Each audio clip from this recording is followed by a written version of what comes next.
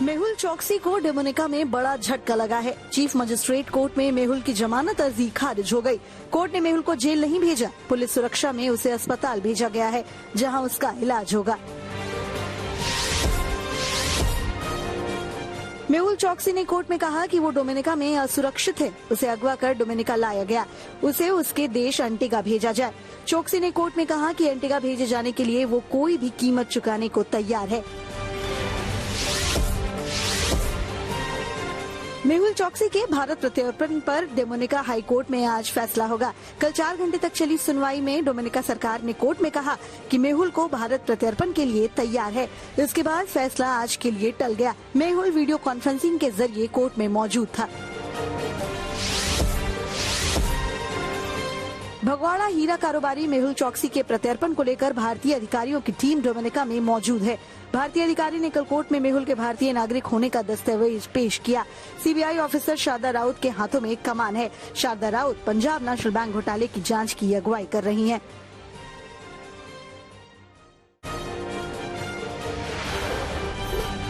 आज से आरएसएस की समन्वय की बैठक दिल्ली में शुरू हो रही है। ये बैठक 3 दिनों तक चलेगी।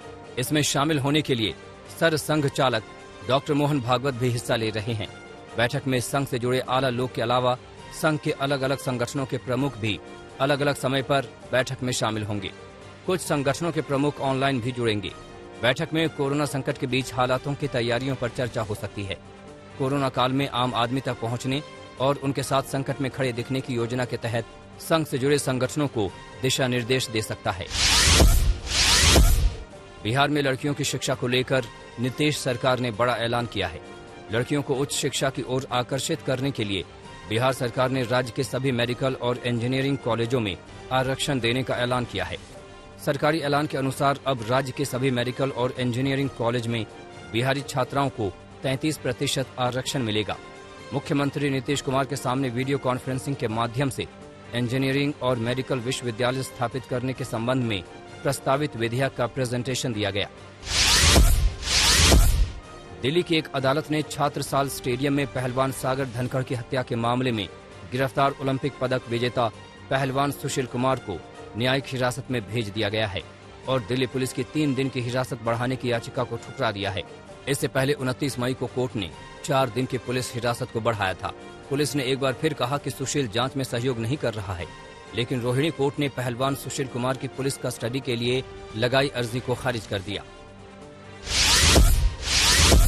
अभिनेत्री जूही चावला द्वारा 5G वायरलेस नेटवर्क को लागू करने के खिलाफ लगाई गई याचिका पर दिल्ली हाई कोर्ट में सुनवाई हुई। मामले की सुनवाई वर्चुअल मोड में हो रही थी।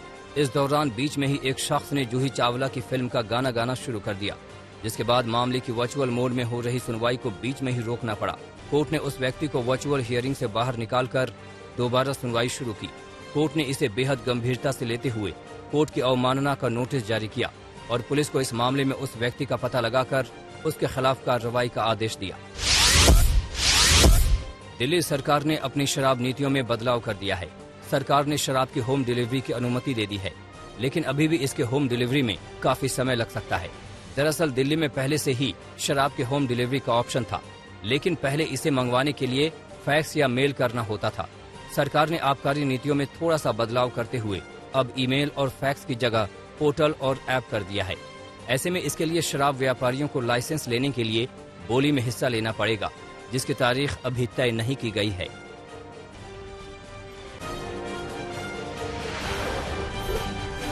कोरोना महामारी के दौरान दवा, ऑक्सीजन और वैक्सीनेशन के मामले पर सुप्रीम कोर्ट ने केंद्र सरकार से सवाल जवाब किए। सुप्रीम कोर्ट ने कहा कि वैक्सीनेशन के लिए आपने 35,000 करोड़ का बजट रखा है, अब तक इसे कहां खर्च किया। कोर्ट ने केंद्र से वैक्सीन का हिसाब भी मांगा और ये भी पूछा कि ब्लैक फंगस इन्फेक्शन की दवा के लिए क्या कदम उठाए गए हैं। कोर्ट ने केंद्र को जवाब दाखिल करने के लिए 2 हफ्ते का वक्त दिया है। आईसीएमआर के महानिदेशक डॉक्टर बलराम भार्गव ने कहा कि उम्मीद है कि दिसंबर तक देश की पूरी आबादी का वैक्सीनेशन हो जाएगा और साथ ही जुलाई या अगस्त की शुरुआत तक प्रतिदिन 1 करोड़ लोगों को वैक्सीन लगाई जा सकेगी। देश में अब तक 21.85 करोड़ वैक्सीन की डोज लगाई जा चुकी है, जिसमें 4.51 करोड़ से ज्यादा लोगों को दोनों डोज लगाई गई है। By the middle of the year or early part of July or in middle of July or early August, we will have more than enough doses to vaccinate up to 1 crore per day. And we should be able to cover up this little, if you're going from destination A to destination B, if you're traveling by car or by train, sometimes the speed is high, sometimes the speed is slow. So you ultimately want to reach the destination in a limited time. And that is what our purpose is, to cover the entire population by December, which we should be able to do. So you have to have patience. देश में corona virus संक्रमण की दूसरी लहर धीमी पड़ रही है। राष्ट्रीय पॉजिटिविटी रेट में लगातार गिरावट देखी जा रही है। वहीं एक्टिव केस का लोड भी कम हो रहा है। देश में एक्टिव केस की संख्या 17,93,000 हो गई है। स्वास्थ्य मंत्रालय के मुताबिक देश में 29 राज्य और केंद्र शासित प्रदेश ऐसे हैं जहां प्रतिदिन 5,000 से कम मामले दर्ज किए जा रहे हैं। 28 अप्रैल से 4 मई के बीच देश में 531 ऐसे जिले थे जहां प्रतिदिन 100 से ज्यादा मामले दर्ज किए जा रहे थे। ऐसे जिले अब 295 रह गए हैं। बंगाल की मुख्यमंत्री ममता बनर्जी ने वैक्सीन को लेकर मोदी सरकार पर हमला बोला है। ममता ने कहा कि केंद्र सरकार बहुत कुछ कहती है पर होता नहीं है। ममता के मुताबिक मामले को लेकर ओडिशा और केरल के सीएम से बात की और सभी ने फ्री वैक्सीन देने पर सहमति जताई। ममता ने कहा कि केंद्र राज्यों को तो वैक्सीन नहीं दे पा रहे हैं, ऐसे में दिसंबर तक कैसे पूरे देश को वैक्सीनेट करेंगे। महाराष्ट्र में कोरोना की रफ्तार में कमी देखी जा रही है। पिछले 24 घंटे में 15,169 लोग कोरोना से संक्रमित हुए हैं और इतने ही समय में 29,270 मरीज संक्रमण से उभरे हैं। महाराष्ट्र में अब तक 57,76,184 लोग कोरोना से संक्रमित हुए हैं और इनमें से 96,751 मरीजों की मौत हुई है। वहीं 54,60,589 मरीज संक्रमण से उभरे हैं।